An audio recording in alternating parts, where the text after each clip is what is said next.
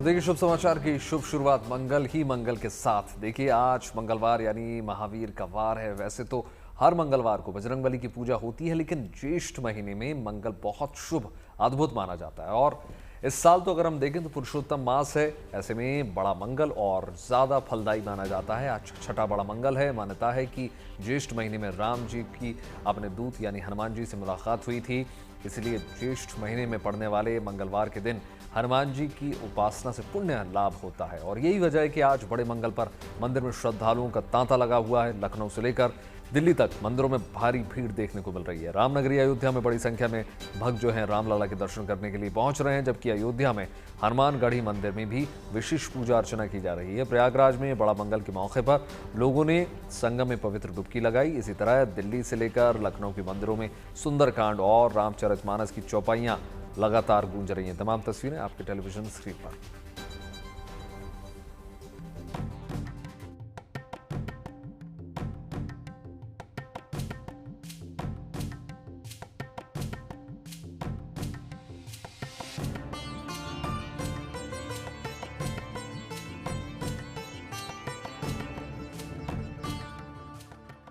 आज है ज्येष्ठ महीने का छठा कल्याणकारी बड़ा मंगल।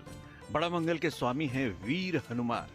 बुढ़वा मंगल पर बनेंगे सारे बिगड़े काम। वैसे तो हर मंगलवार को हनुमान जी की अर्चना का दिन माना जाता है, लेकिन ज्येष्ठ महीने में पड़ने वाले सभी मंगलवार का अपना अलग महत्व है। माना जाता है कि ज्येष्ठ माह के मंगलवार को ही भगवान श्री राम और हनुमान जी की पहली मुलाकात हुई थी और इसी दिन बजरंगबली को अमरता का आशीर्वाद भी मिला था। ऐसे में इस दिन बजरंगबली की विशेष आराधना की जाती है। मान्यता है कि इस दिन संकट मोचन हनुमान जी की सच्चे मन से पूजा करने से जीवन के सभी दुख दर्द दूर हो जाते हैं। माना जाता है कि इस दिन हनुमान जी की विशेष पूजा, व्रत और सुंदरकांड का पाठ करने से भय, रोग और सभी आर्थिक संकट दूर होते हैं। वैसे तो हनुमान जी की पूजा के अलग अलग विधान हैं, लेकिन अगर आप घर पर बड़ा मंगल बनाना चाहते हैं तो ये सरल विधि अपना सकते हैं।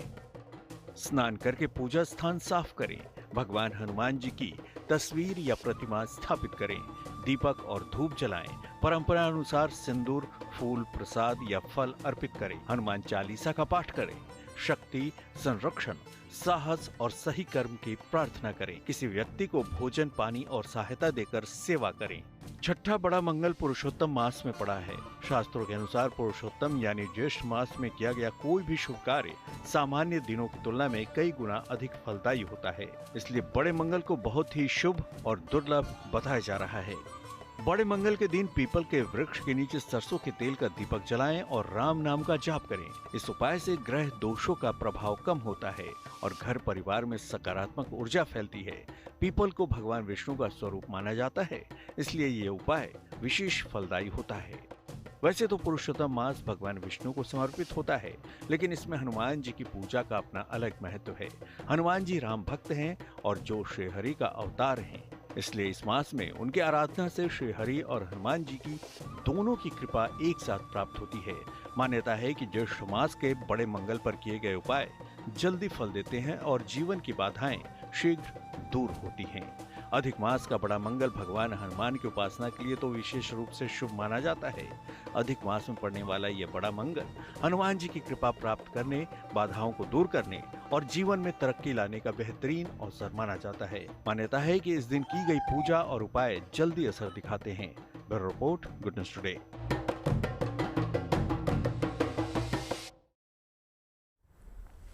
और आज ज्येष्ठ माह का वैभव छठा बड़ा मंगल है। सुबह से ही भक्तों की लंबी लंबी कतारें मंदिर के लिए जो है वहां पहुंच चुकी हैं और हमारे साथ हमारे दो सहयोगी हमसे जुड़ रहे हैं। हमारे साथ मयंक जुड़ रहे हैं अयोध्या से और हमारे साथ पंकज जुड़ रहे हैं प्रयागराज से। तो चलिए पहले रुक करते हैं मयंक का। मयंक, सुबह से ही भक्त जो है मंदिर के लिए पहुंच चुके हैं और गर्मी भी जो है वो अपने चरम पर है और लगातार जो है गर्मी बढ़ रही है, तापमान बढ़ रहा है। ऐसे में क्या भक्तों की आस्था में कोई कमी आपको दिख रही है?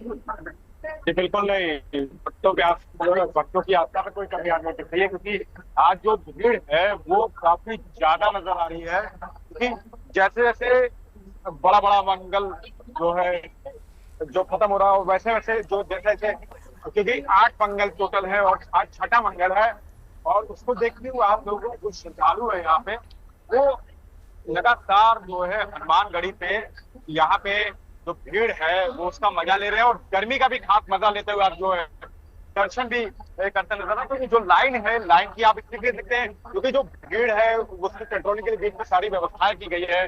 जगह जगह नगर निगम से पानी की व्यवस्था की गई है, टेंट लगाए गए हैं, भंडारे चल रहे हैं। तो लगातार जो मंगलवार है, बड़ा मंगल है, उसको लेकर चारों तरफ आप पूरी अयोध्या में जो है वो भीड़ भीड़ नजर आ रही है।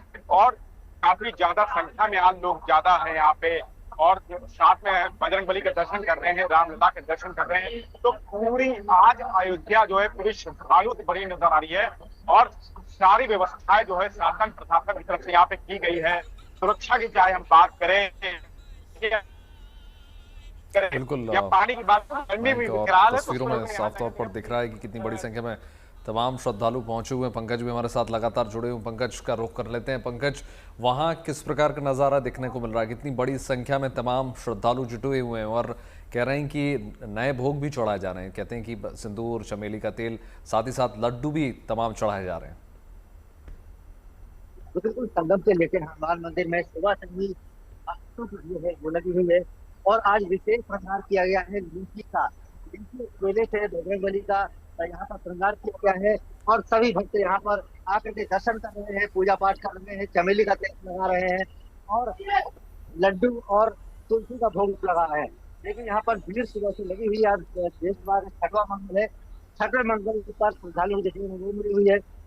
मंदिर प्रशासन ने श्रद्धालुओं के लिए यहाँ उनको कमी ना हो, श्रद्धालुओं को इसलिए छावनी लगा दी गई और नीचे कालीन बिछाई गई ताकि पैर न जले। हालांकि गर्मी है, सुबह के जो मौसम था बारिश हुई थी, इस वजह से वहाँ पर थोड़ी सी राहत जरूर है, लेकिन श्रद्धालुओं की जो भीड़ है वो लगातार है। करीब 1 किलोमीटर की से भी लंबी लाइन है। और यहाँ पर पिछले श्रद्धालु हमारे यहाँ देख सकते हैं जितनी भीड़ आप सुबह से सभी यहाँ पर दर्शन कर रहे हैं, पूजन कर रहे हैं और अपने परिवार की सुख शांति की कामना कर रहे हैं। लोग लड्डू का भोग चला रहे हैं, माला चढ़ा रहे हैं और विशेष आज पूजा आज की गई है और आज लीची का भोग बजरंगबली को लगाया गया है।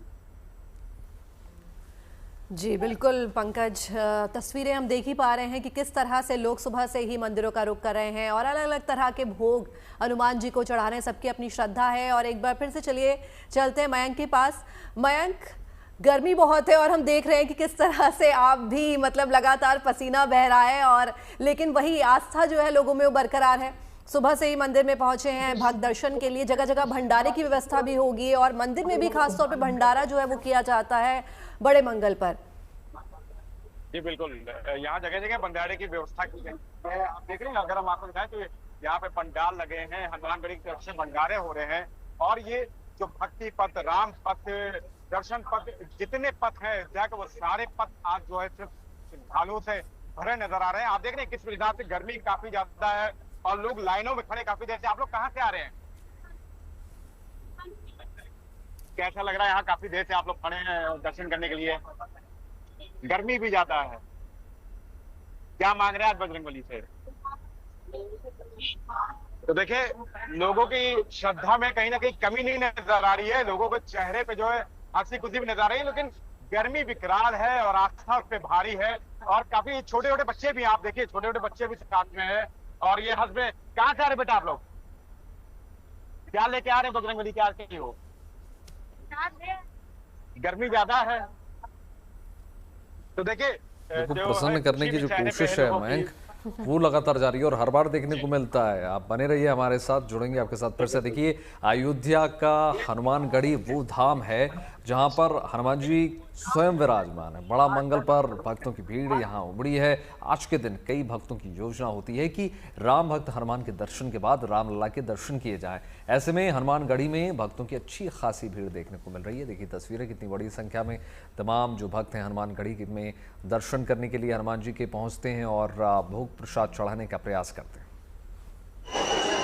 मैं सरयू स्नान करके यहाँ 2:30 बजे से बड़े मंगलवार के उपलक्ष्य में आके लाइन में लगा हूँ, जो कि 2 घंटे बाद मुझे प्रभु के अपने संकट मोचन हनुमान जी के दर्शन हुए हैं।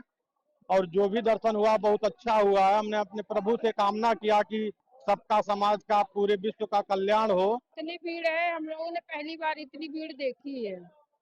यहाँ पे दर्शन किया, बहुत अच्छा लगा।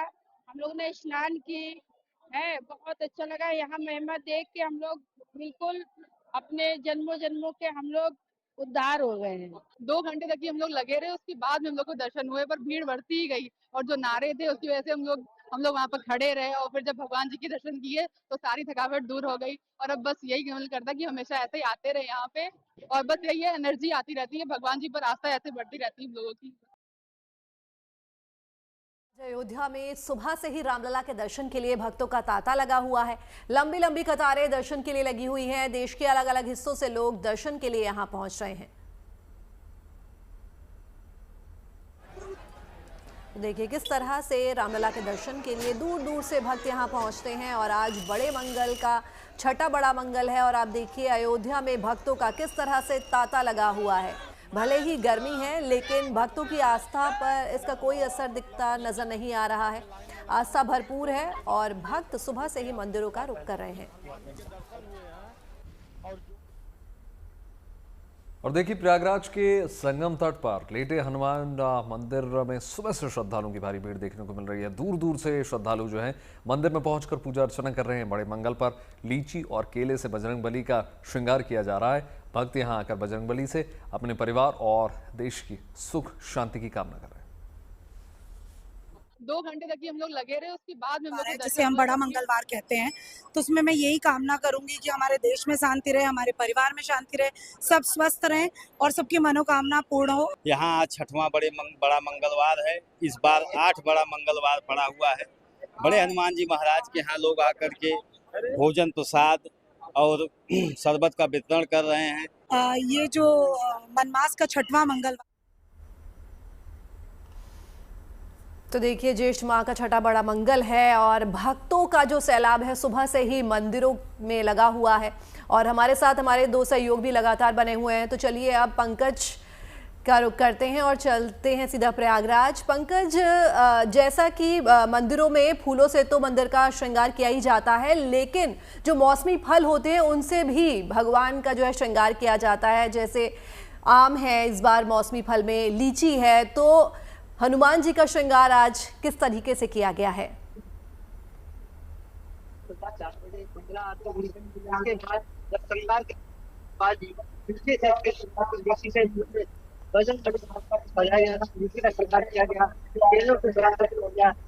पहले यहाँ पर आए हैं, उन्होंने मंदिर प्रशासन ने आम से श्रृंगार किया, तमाम तरीके से मौसमी फलों से यहाँ पर श्रृंगार किया जाता है और भक्त सुबह से गंगा स्नान करने आए। उसके बाद यहाँ पर बजरंग दर्शन किए। बजरंगबली यहाँ पर लेटी अवस्था में भक्तों को दर्शन देते हैं, तो एक अजब सा अलग सा एहसास होता है कि बजरंगबली के दर्शन करके बिल्कुल पंकज, यही मौसमी फल का विशेष श्रृंगार किया जा रहा है। मयंक भी हमारे साथ लगातार जुड़े हुए हैं। मयंक, आपसे समझने की कोशिश करूंगा किस प्रकार की मनोकामनाएं लेकर तमाम भक्त पहुंच रहे हैं, क्योंकि हर वर्ग के सबसे ज्यादा प्रिय भगवान होते हैं हनुमान जी, तो बच्चों से लेकर बुजुर्गों तक।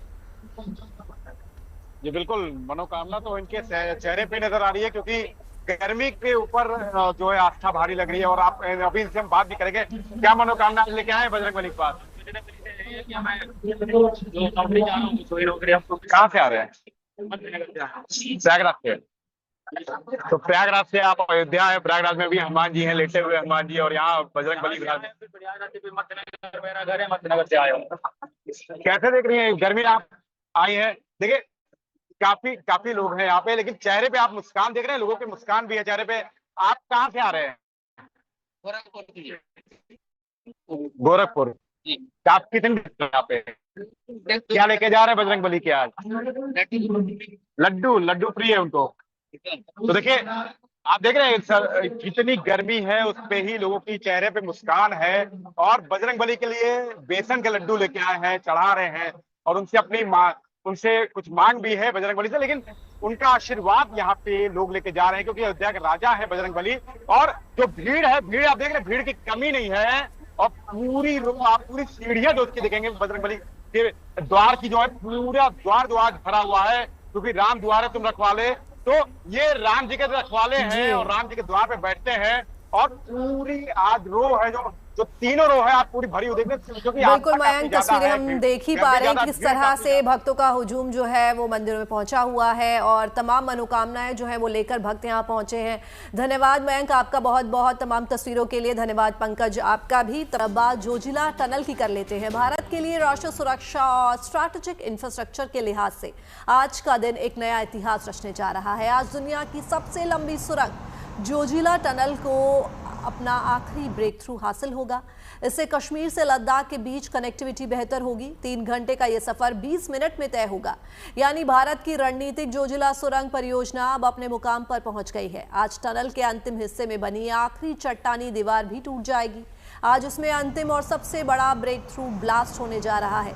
नितिन गडकरी खुद अंतिम ब्लास्ट को ट्रिगर करेंगे। आखिरी ब्लास्ट के साथ ही कश्मीर की तरफ का बालटाल और लद्दाख की ओर से मीन मार्ग आपस में जुड़ जाएंगे। ये सुरंग करीब 14 किलोमीटर लंबी होगी।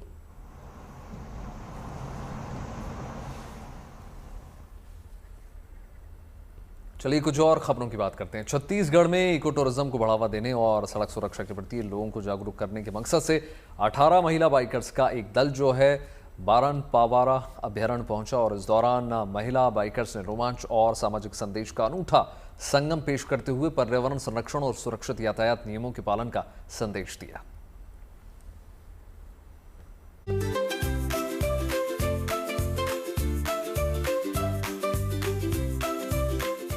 18 महिला बाइकर्स और सफर छत्तीसगढ़ के रायपुर से बारनपावरा अभ्यारण्य तक। मकसद इको टूरिज्म को बढ़ावा देना, सुरक्षित यातायात के लिए लोगों में जागरूकता लाना।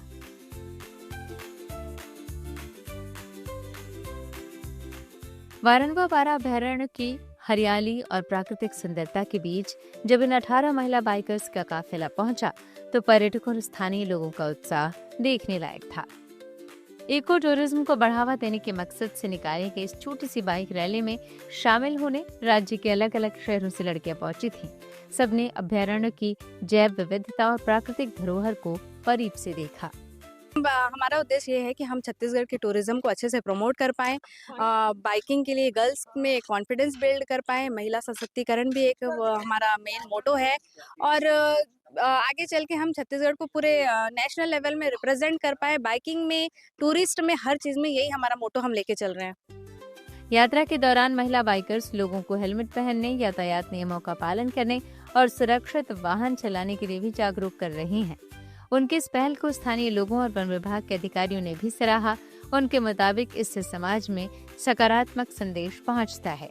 20 लोगों की महिला बाइक राइडर्स की टीम हमारे महोदा रिसोर्ट में आई हुई थी और इनका पर्पस है महिला सशक्तिकरण को बढ़ावा देना ताकि महिलाएं अपने पर्सनल और प्रोफेशनल लाइफ दोनों में आगे बढ़े, क्योंकि आज के समय में महिलाएं हर फील्ड में आगे आ रही हैं। तो इसके माध्यम से ये हमारे टूरिज्म के पास ये मौका था कि हम महिलाओं का समर्थन करें इनके इस अच्छे काम के लिए। और हम चाहते हैं कि महिलाएं अपने विजन के साथ साथ, अपने पॉइंट ऑफ व्यू के साथ साथ पर्यटन के भी सभी क्षेत्रों को आगे बढ़ाएं।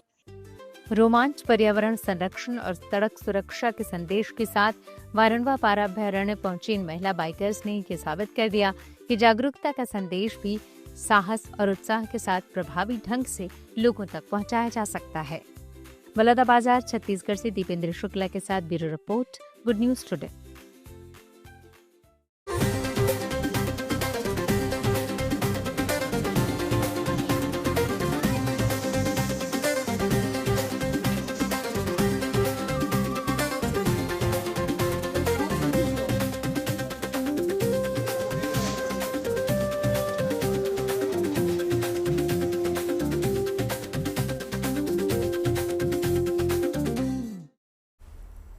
तो इंदौर में आज से ब्रिक्स महाकुंभ का आगाज होने जा रहा है। करीब 20 देशों के प्रतिनिधि ब्रिक्स कृषि मंत्रियों की बैठक में शामिल होंगे।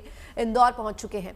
ये बैठक 13 जून तक चलेगी। इससे एक दिन पहले सभी विदेशी मेहमान इंदौर के मशहूर स्ट्रीट फूड हब 56 दुकान पहुंचे और एक से बढ़कर एक जायके का लुत्फ उठाते नजर आए। यहां पर सुबह से लेकर देर रात तक पोहा जलेबी से लेकर ग्लोबल फूड आइटम्स तक सब एक ही जगह मिल जाता है।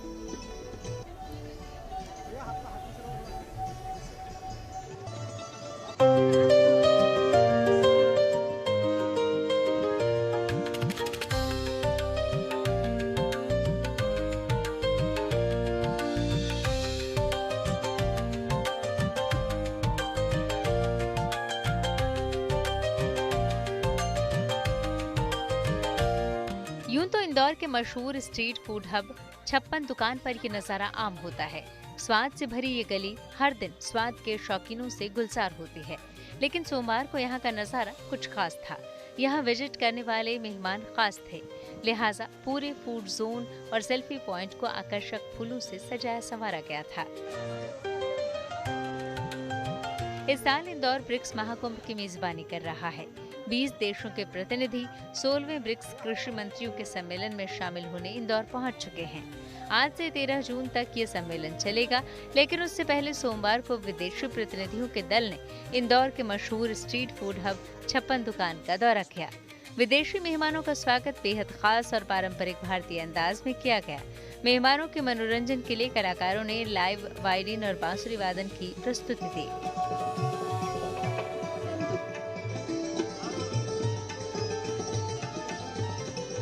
ब्रिक्स एग्रीकल्चर समिट जो है तो वो यहाँ अगले 5 दिन संचालित होगी और इसी तारतम्य में जो कुछ डेलीगेट्स ऑलरेडी यहाँ पहुँच चुके थे, उनमें से कुछ लोग यहाँ आए हैं 56 दुकान पे। तो हमारा सबका सोचना था कि जब इंदौर इतने दूर से मेहमान आए हैं तो इनको इंदौर का जो व्यंजन है, जो रंग है, जो चहल पहल है वो दिखाई जाए। तो उसी के लिए ये व्यवस्थाएँ यहाँ रखी गई थी और सभी ने बहुत इन्जॉय किया है। यहाँ के व्यंजन खा के उनको बड़ा अच्छा लगा है। सुरीले संगीत के बाद बारी आई लजीज स्वाद की। ब्राजील, दक्षिण अफ्रीका, इथियोपिया, इंडोनेशिया समेत 20 देशों के प्रतिनिधियों ने पारंपरिक इंदौरी व्यंजनों का स्वाद चखा। विदेशी मेहमानों के लिए खास तौर से राउंड टेबल पर शुद्ध शाकाहारी और पारंपरिक व्यंजनों की थाली सजाई गई थी, जिसका सभी मेहमानों ने भरपूर लुत्फ उठाया।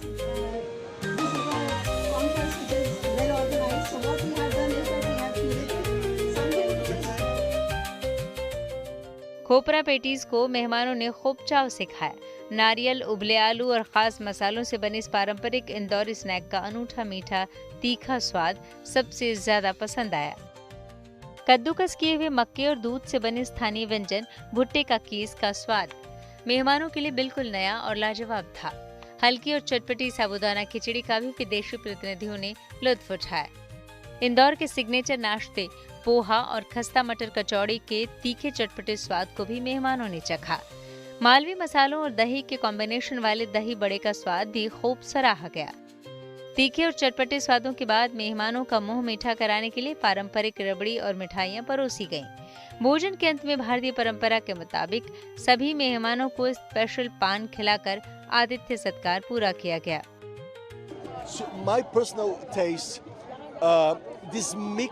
एक ही प्लेट में अलग अलग स्वादों का मिश्रण मुझे खूब पसंद आया। खास तौर पर मीठे और खट्टे का जायका मुझे अच्छा लगा। मैंने भारतीय व्यंजन का खूब एंजॉय किया। ये बहुत बढ़िया था।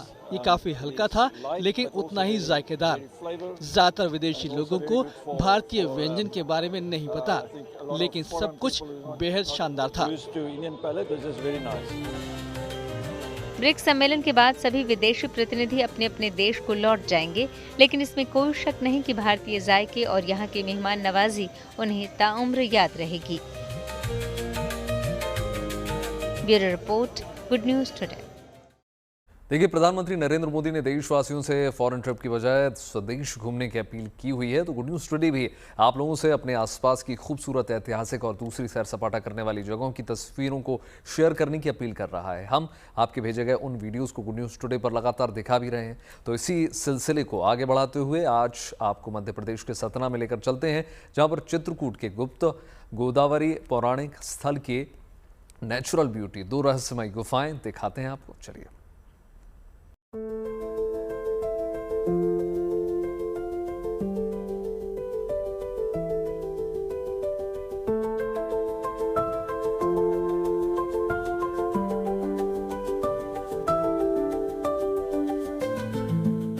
आज मैं अपने ब्लॉग में आपको एमपी के चित्रकूट लेकर आया हूं, जहां एक गुप्त गुफा है जिसे गुप्त गोदावरी कहते हैं।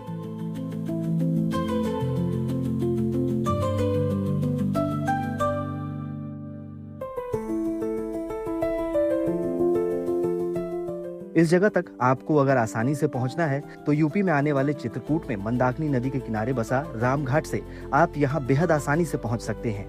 गुप्त गोदावरी रामघाट से तकरीबन 18 किलोमीटर दूर है गुप्त गोदावरी। यहाँ विंध्या पहाड़ों की पन्ना रेंज में एक गुप्त गुफा है जो कि गुप्त गोदावरी के नाम से मशहूर है। दरअसल ये पौराणिक नदी है, 2 गुफाओं से होकर बहती है, जिनमें पहली गुफा काफी चौड़ी है। जब आप इस गुफा में एंट्री करेंगे तो एंट्री गेट पर आपको ब्रह्मा, विष्णु और महेश की मूर्तियां मिलेंगी जो देखने में बहुत खूबसूरत है। तो दूसरी गुफा लंबी और संकरी है और आप जो यहाँ भरा हुआ पानी देख रहे हैं वो सिर्फ घुटनों तक ही है। यकीन मानिए इसमें कोई भी डूब नहीं सकता है, इसको आप आसानी से पार कर सकते हैं। ये दोनों ही गुफाएं जहाँ अपनी पौराणिक और नेचुरल ब्यूटी के लिए काफी फेमस है, तो उतना ही रहस्यमय भी है। वो इसीलिए क्योंकि गोदावरी का पानी इन गुफाओं की चट्टानों से निकलकर कहाँ गायब हो जाता है आज तक किसी को नहीं पता चला।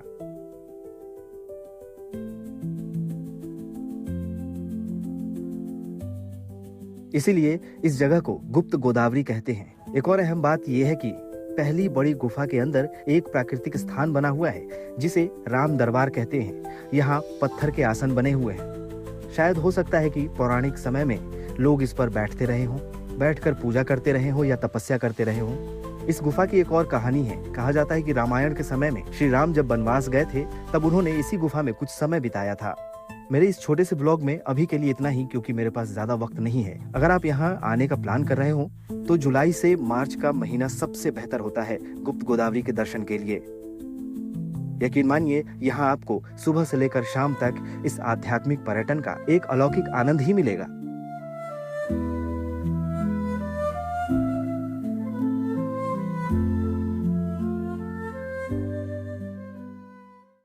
तो आप भी अपने देश में ही सैर सपाटा कीजिए, अपने गांव और शहर में सैलानियों को इनवाइट कीजिए। टूरिज्म को बढ़ावा देने के इस संकल्प में भागीदार बनिए। बस आपको सिर्फ करना इतना है कि अगर आपके आसपास कोई खूबसूरत जगह है या फिर आपके शहर में आने की कोई खास वजह है तो उठाइए कैमरा और बना डालिए एक ब्लॉग। फिर हमें 7303409922 नंबर पर व्हाट्सएप कर दीजिए। हम उसे गुड न्यूज टुडे पर दिखाएंगे। देखिए, इसमें कोई शक नहीं है कि मशीनों ने इंसानों की जिंदगी को आसान बना दिया, लेकिन ह्यूमनॉइड रोबोट ने तो इंसान की ही जगह ले ली है। खासतौर से अगर हम देखें तो चीन में इसका भरपूर इस्तेमाल किया जा रहा है, जहां पर ट्रैफिक पुलिस से लेकर घरेलू कामकाज तक हर जगह ये नजर आ रहे हैं।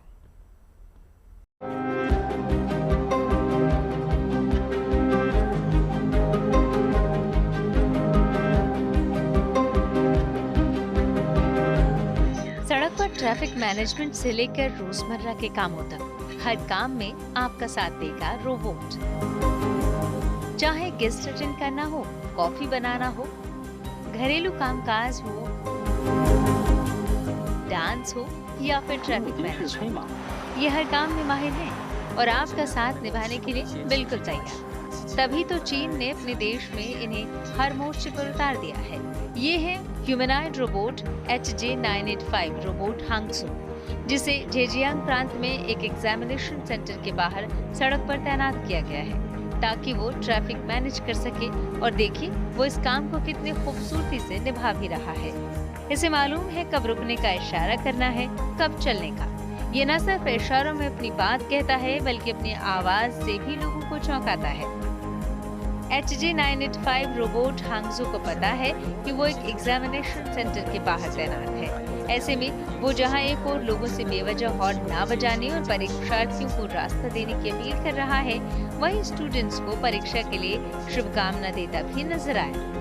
AI और video based intelligent recognition technology से तैयार ये ह्यूमनॉइड रोबोट ट्रैफिक पुलिस के लिए एक दोस्त की तरह काम आ रहे हैं, जो बिना थके काम कर सकता है और आपात परिस्थितियों में उनसे तालमेल बिठाकर काम आसान कर सकता है। वहीं चीन के वुहान में तो ह्यूमनॉइड रोबोट रोजमर्रा की जिंदगी में तेजी से प्रवेश कर रहे हैं। चाहे युवा हो या बुजुर्ग, हर कोई इसका दीवाना है। काम जो आसान हो रहा है। Bureau report, good news today.